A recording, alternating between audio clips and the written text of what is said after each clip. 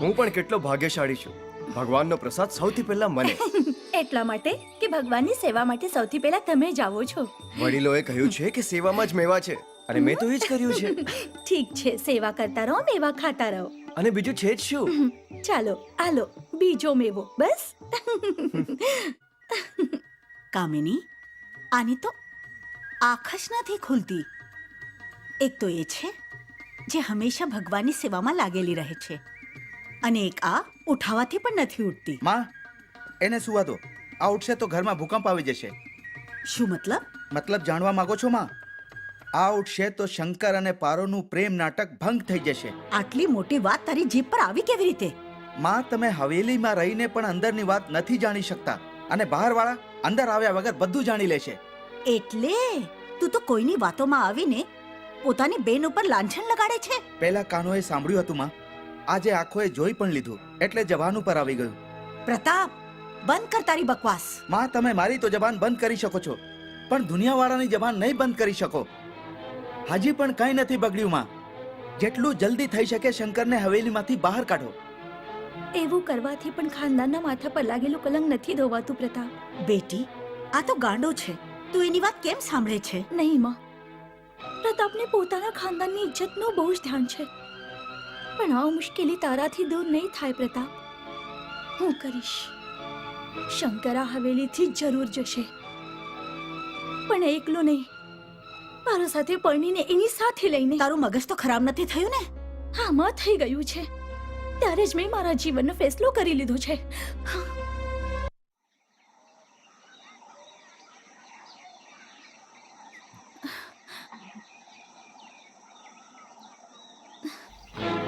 તમારે મારી સાથે પરણવું જ પડશે.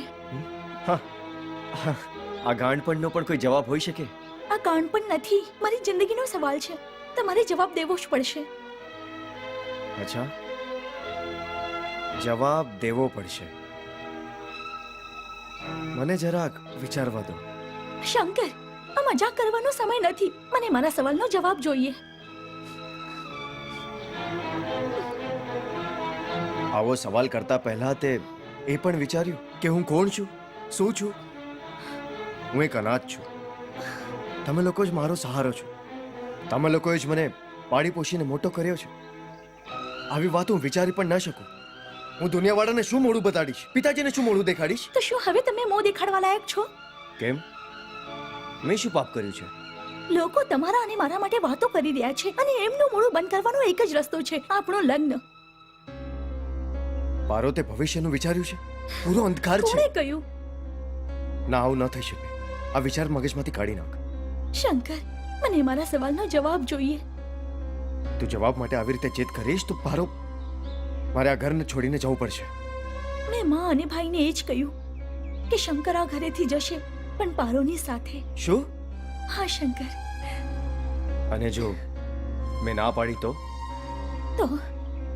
તો પારો આ દુનિયાથી હંમેશા માટે જતી રહેશે. પારો, એ જ મારો ફેસલો છે.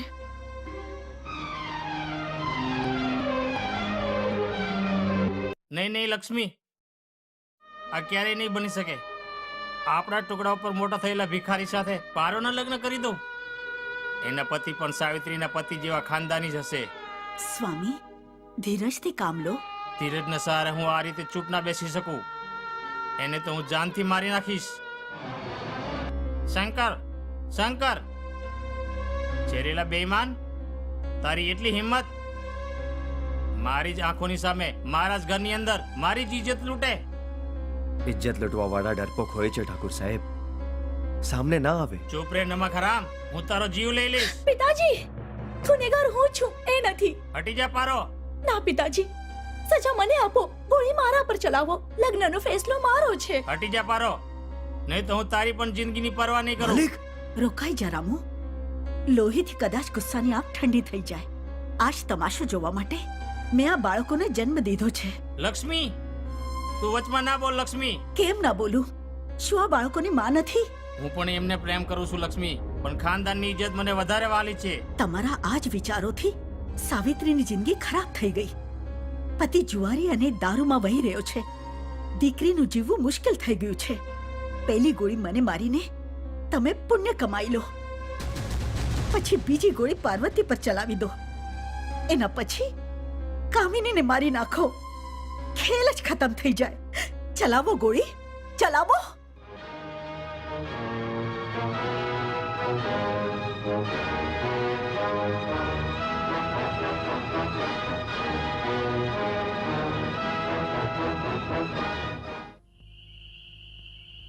પારો, તું ખાવા માટે નહીં આવી? ઠીક છે, હું અહીં જ લઈને આવી. આ લે, જમી લે. ના માં, મારે નથી ખાવું. જો તું તારી જાતને આમ જ પરેશાન કરતી રહીશ તો હું શું કરીશ? મારી ચિંતા છોડી દે માં. આ તું એટલે બોલી રહી છે કેમ કે તું દીકરી છે, માં નહીં.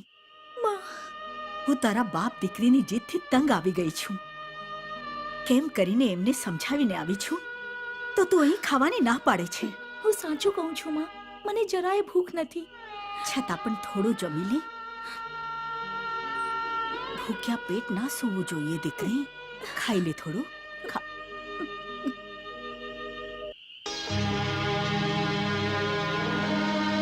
સાંભળ્યું તમે? જો આપણે શાંતિથી વિચારશું તો વાત બની શકશે. શું? એ જ, પારો તેના જીવનનો ફેસલો કરી ચૂકી છે. એ તમારી જ દીકરી છે. જીવ દઈ દેશે પણ વાત નહીં ટળી શકે. તો પછી કેમ ને એમના વિવાહ કરીને શંકરને ઘર જમાઈ બનાવી લઈએ? એનાથી શું થશે? દુનિયા તો એ જ કહેશે કે ગધેડાએ હાથીને ધૂળ ચટાવી દીધી. એમાં દુનિયા કંઈ નહીં કહે, પણ જો પારુએ જીદમાં આવીને કંઈ કરી લીધું તો જરૂર કંઈ ને કંઈ કહેશે. જીદમાં આવીને? પારુની જીદ? નહીં નહીં, એવું ક્યારેય ના બની શકે. એવું ક્યારેય નહીં બને. તું ચિંતા ના કરીશ. મને એકલા છોડી દો. વિચારવા દો મને.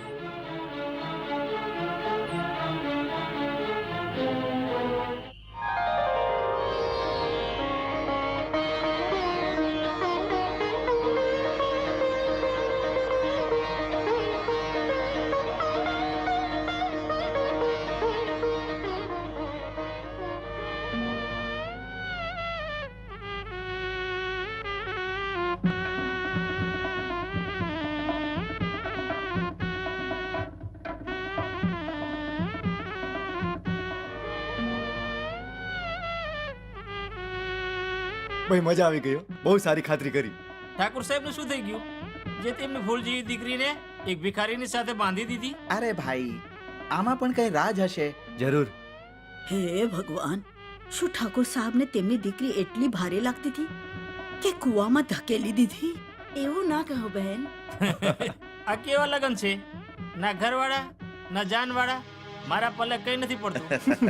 અરે યાર, આ બધું મોટા લોકોની વાતો છે. આ દરેક કોઈ નથી સમજી શકતો. હાલો. ઠાકોર સાહેબનું મગજ ખરાબ તો નથી થયું ને? ચાંદ જેવી દીકરીનું જીવન બરબાદ કરી નાખ્યું. મને તો દાલમાં કંઈક કાળું લાગે છે. છોડી દો, એમાં આપણે શું લેવા દેવા? ધનવાનના ઘરે નાનેથી મોટી થઈ અને જ્યાં જિંદગીના મજા લેવાનો સમય આવ્યો તો ગરીબીથી મરી ગઈ. ભગવાન કોઈ અમીરને ગરીબી ના આપે. તમે સાચો કહો છો. આ થઈ ને કઈ વાત. માં, આલો ને મને વિદાય કરી દો. શું વિદાય? લગ્ન તો તારી મરજીથી થઈ ગયા છે. તો ઘર છોડવા માટે શું જલ્દી છે? એટલે કે મારે અમારું ઘર વસાવવાનું છે માં. તારા પતિનું કોઈ ઘર હોત તો મને ચિંતા ન હોત. તમે લોકો ક્યાં જશો? મહેમાને વિદા કરતી વખતે એ નહીં પૂછાય કે એ ક્યાં જશે, ક્યાં રહેશે? એટલે તું તને અમારી મહેમાન સમજે છે? હું જ નહીં, પણ દરેક દીકરી તેમના મા બાપના ઘરે ત્યાં સુધી મહેમાન હોય છે જ્યાં સુધી એનો વિવાહ ના થઈ જાય.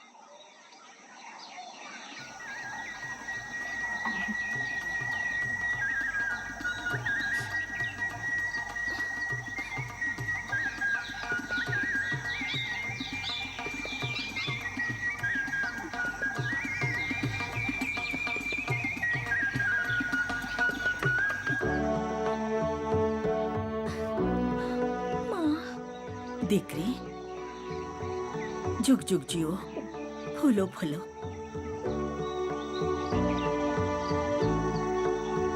દીદી, પારુ, તું આટલી સમજદાર હોવા છતાં તે જે નાદાની કરી છે એ સારું નથી કર્યું. હું મારું સારું ભલું સારી રીતે સમજુ છું. દીદી, મને ખાલી તમારા આશીર્વાદ જોઈએ. ખુશ રહો.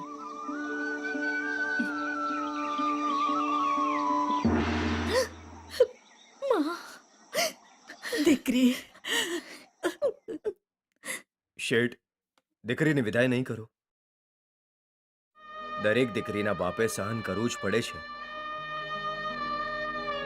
તું સાચું કહે છે રામુ, પણ દુઃખ તો એ વાતનું છે કે આટલું બધું હોવા છતાં હું લૂંટાઈ ગયો છું. નાદાન દીકરીની જીદની આગળ ઝૂકી ગયો છું. એક અનાથ જો આ ઘરમાં વિદ્યાદાન લેવા આવ્યો તો કન્યાદાન લઈને જાય છે.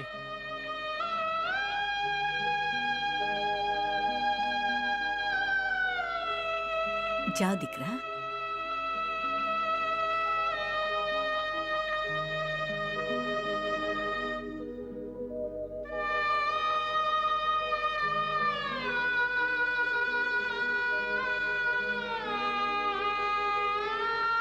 જીવતી રે બેટી. શંકર, જઈ તો રહ્યા છો, પણ ઇજ્જતથી જિંદગી જીવવા માટે તને રૂપિયાની જરૂરત પડશે. હાલો, 10 લાખ રૂપિયા. લો દીકરા.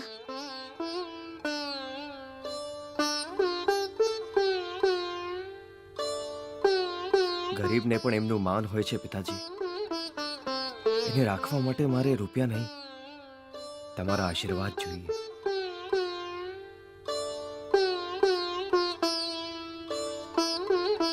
આશીર્વાદ લઈને ખાલી હાથ જશો ક્યાં? રહેવા માટે ઘર પણ છે.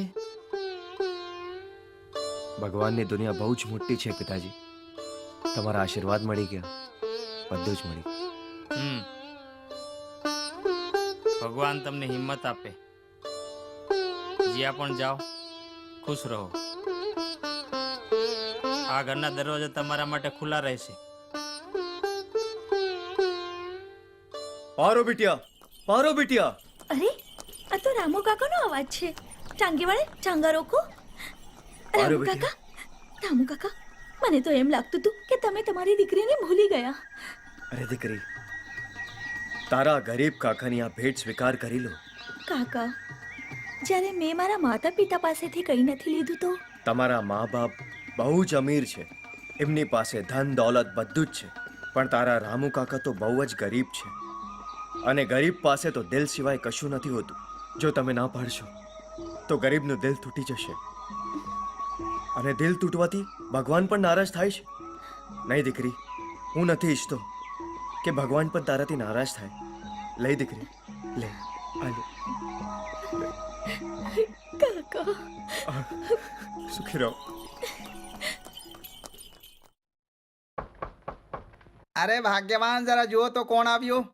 તમે પોતે જ કેમ નથી જોતા? હું અહીંયા ફાલતુ બેઠી છું. બેઠા બેઠા મરી રહ્યા છો કે શું? અચ્છા બાબા, હું જ જોઉં છું. કોણ છે ભાઈ? ખોલું છું. અરે શંકર! અરે મારા રામદાસ. નમસ્તે ભાઈ સાહેબ. ભાઈ સાહેબ, અરે છોડ તો ખરા, જોવા તો દે. હા હા, નહીં નહીં નહીં, પેલા શગુન આપવું પડશે. શગન આપવો પડશે તો ભાભી છે કે? અરે શંકર! અરે ભાગ્યવાન! શંકર અને ભાભી! અરે જુઓ તો ખરા કોણ આવ્યું છે. અરે એવી કેવી આફત આવી ગઈ છે કે આટલા ચીસો પાડી રહ્યા છો? તમને તો નમસ્કાર ભાભી. ચાલો. અરે ભાગ્યવાન, જોઈ શું રહી છે? આ આપણો શંકર છે, શંકર. અને આની ભાભી, અરે આ તો આપણી ભાભી છે. આ તો આની એ છે જે તું મારી છે. એટલે કે તું સમજી ગઈ ને? હા હા સમજી ગઈ. સમજી ગઈ તો એટલે કે તું કુછ કર. ઠીક છે. અરે અરે રામદાસ, તું તો એવો બોખલાઈ ગયો છે જેમ કે તારા ઘરે અમે નહીં, કોઈ આફત આવી ગઈ છે. અરે અત્યારે જ આવી હાલત છે તો 2-3 દિવસ પછી તો અરે ભાઈ આ તો હું જ છું જે એમની સાથે ટકી રહી છું. મારી જગ્યાએ બીજી કઈ હોત તો સવારની સાંજે જ જતી રહી હોત. આવો બેન, એમની સાથે તો સારા સારાનું મગજ ખરાબ થઈ જાય છે.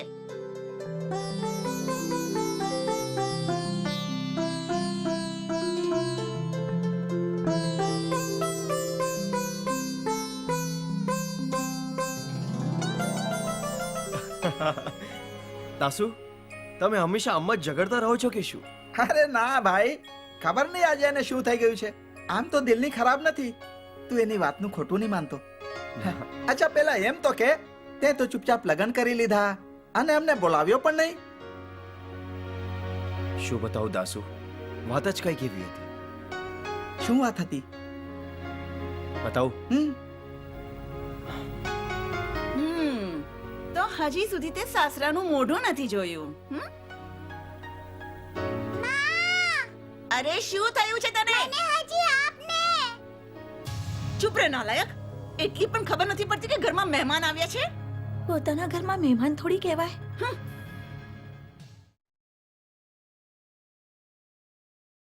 ક્યાં છે દિયરજીનું ઘર? કદાચ મારું પણ કોઈ ઘર હોત. શંકર, તો શું આ કોઈ બીજાનું ઘર છે? નહીં નહીં દાસુ, જો બીજાનું જ ઘર સમજતો તો અહીંયા આવતો જ નહીં. આ તો સારું છે કે અમે પારકા નથી, પણ પોતાનું ઘર પોતાનું જ હોય છે.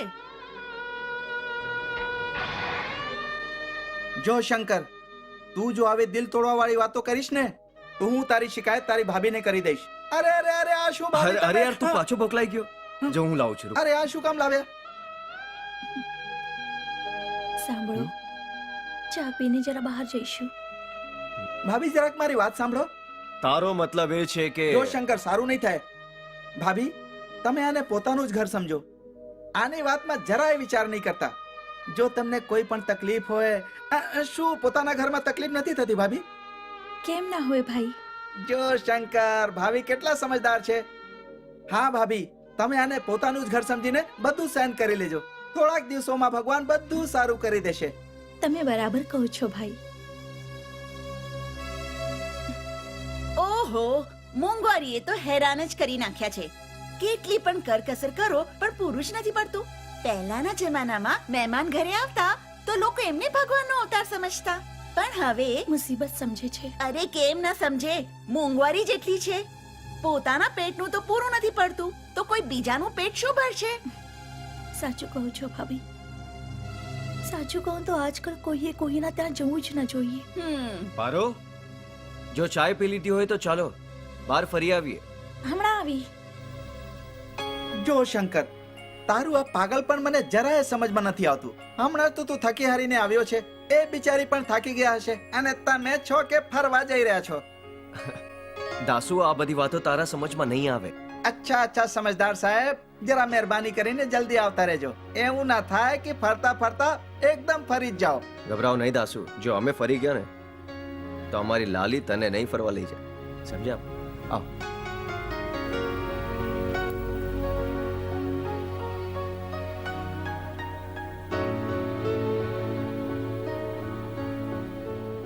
એ લોકો તો ફરવા જાય છે, પણ તમે આટલી લલચાયેલી નજરથી શું જોઈ રહ્યા છો?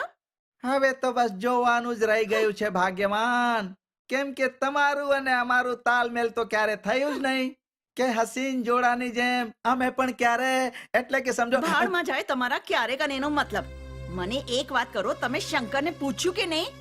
કઈ વાત? અરે એ જે દેવીજી એની સાથે આવી છે એ એની કોણ છે? જે તું મારી છે. ચાલો મજાકમાં વાત ના ઉડાડો. તો શું તું મારી છે આ મજાક છે? ગજબ માણસ સાથે પનારો પડ્યો છે.